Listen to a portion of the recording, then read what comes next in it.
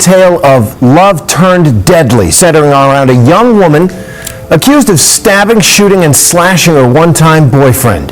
As the gruesome details of this crime have been exposed in court, the bizarre turns just keep on coming, including explosive testimony from the other man in her life. It's been over a decade since Jodi Arias was convicted of one of the most talked-about crimes in recent history.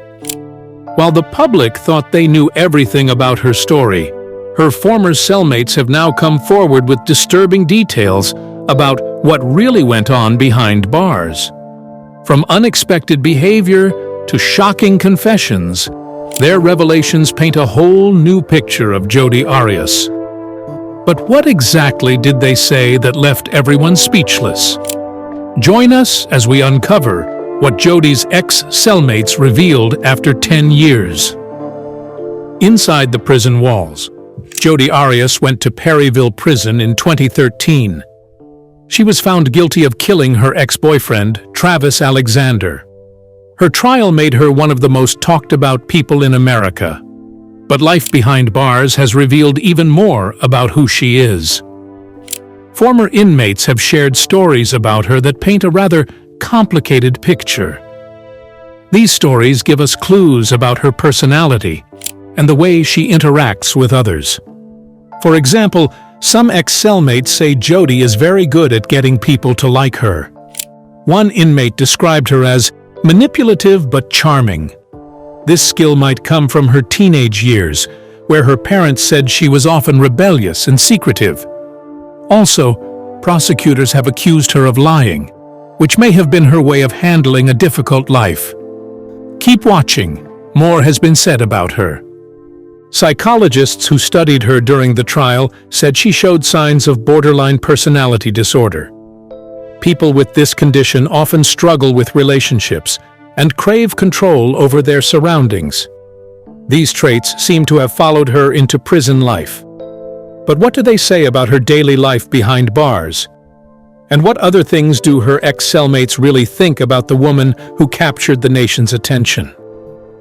In Perryville, Jodi learned how to survive quickly.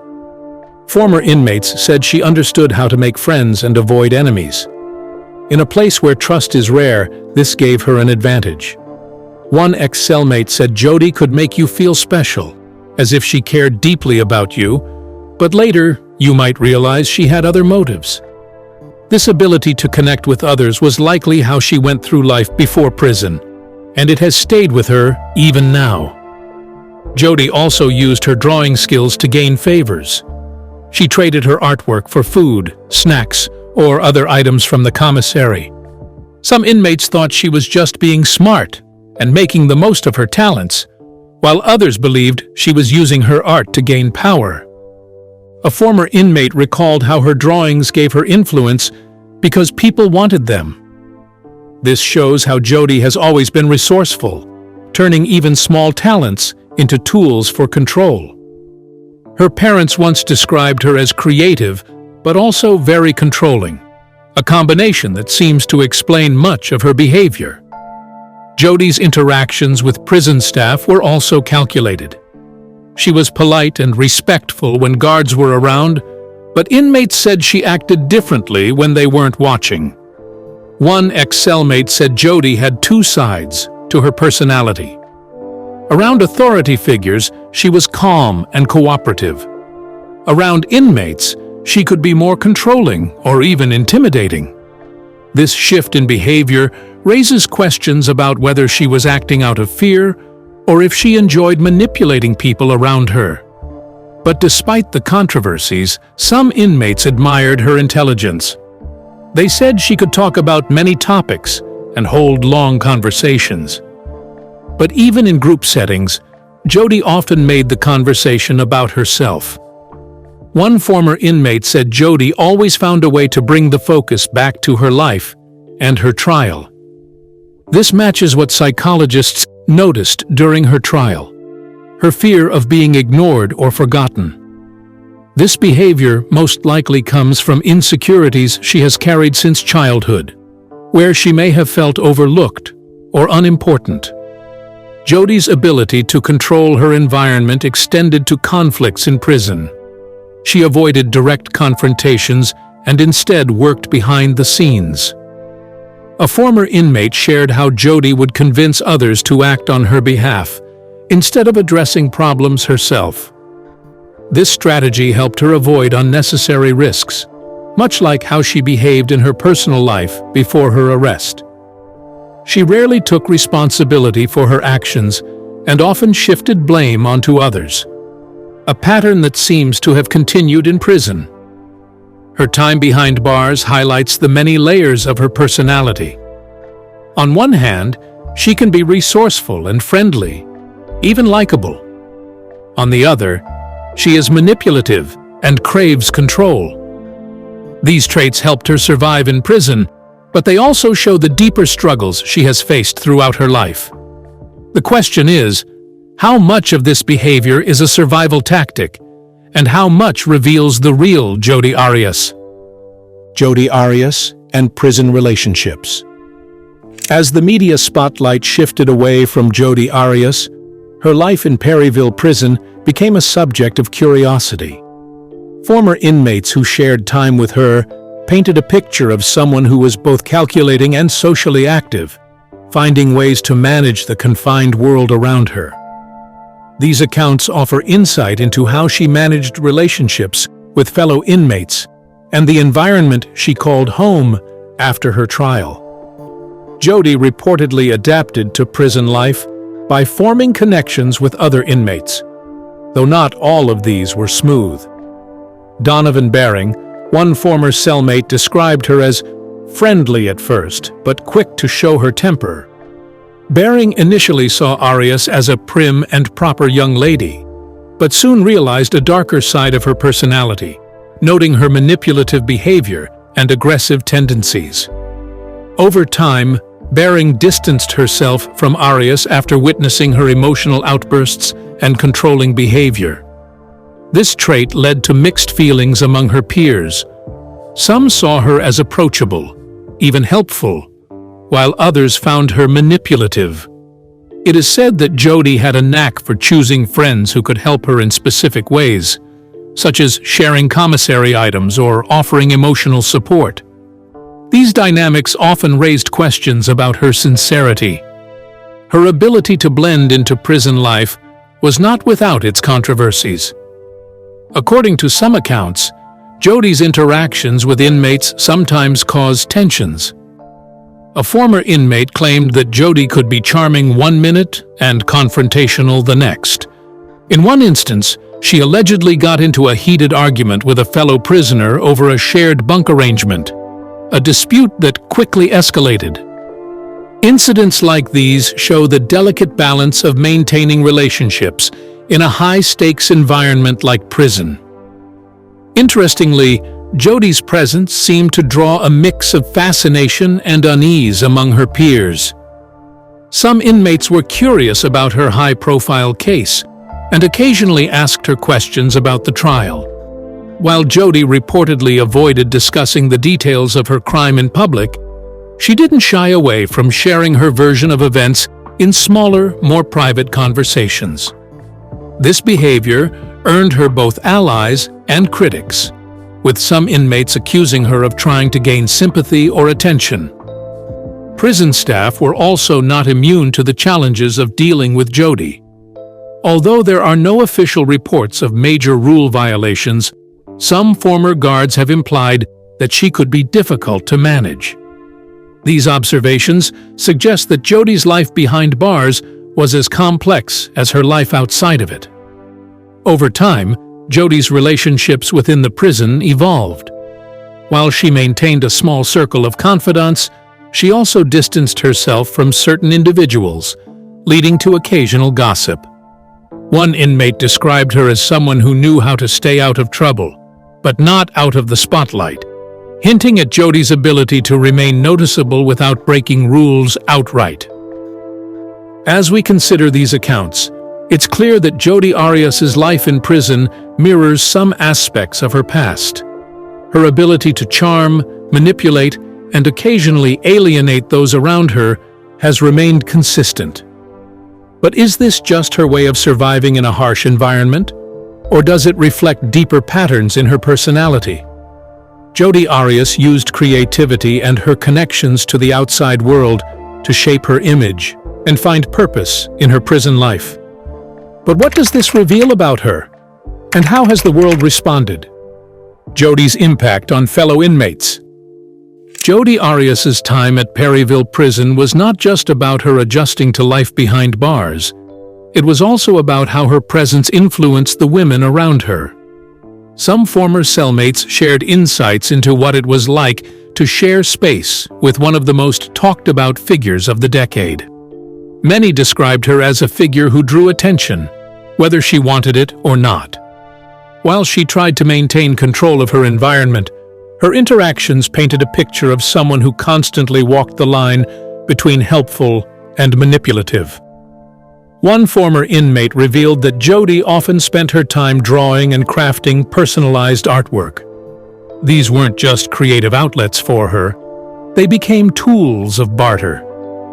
In prison, small tokens like snacks or hygiene products can sometimes be hard to come by, and Jodi used her talent to trade artwork for items she needed.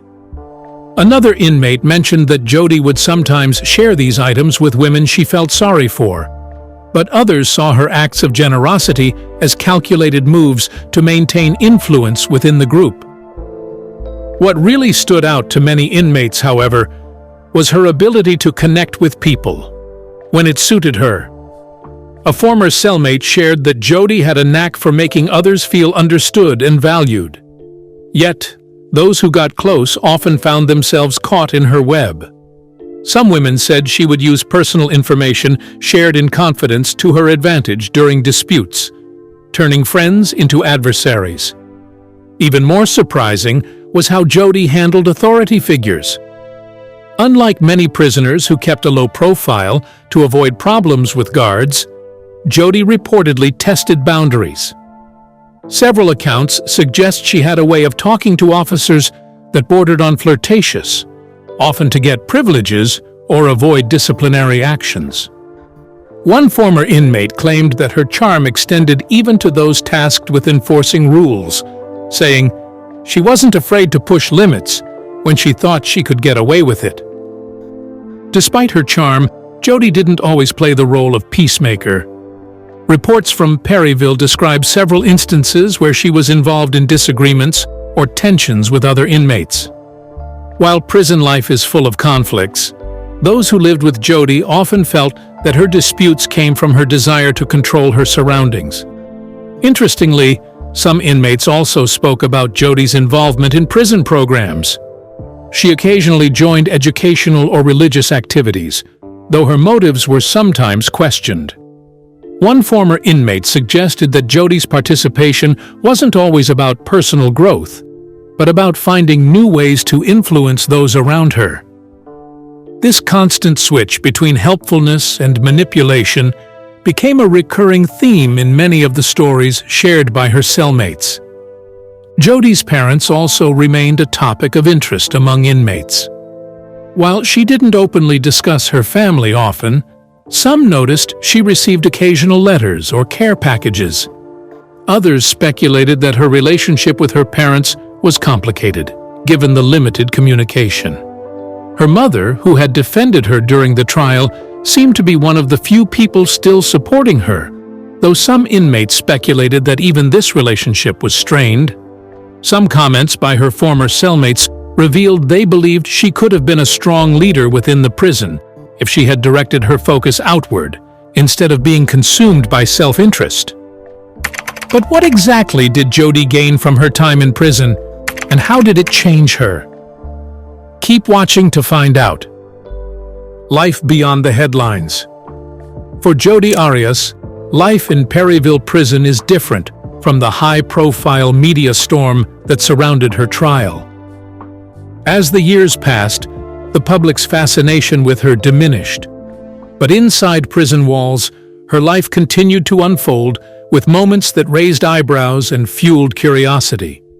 While some former inmates described her as someone who adapted to prison life, others hinted at the continuing tension and challenges she faced daily.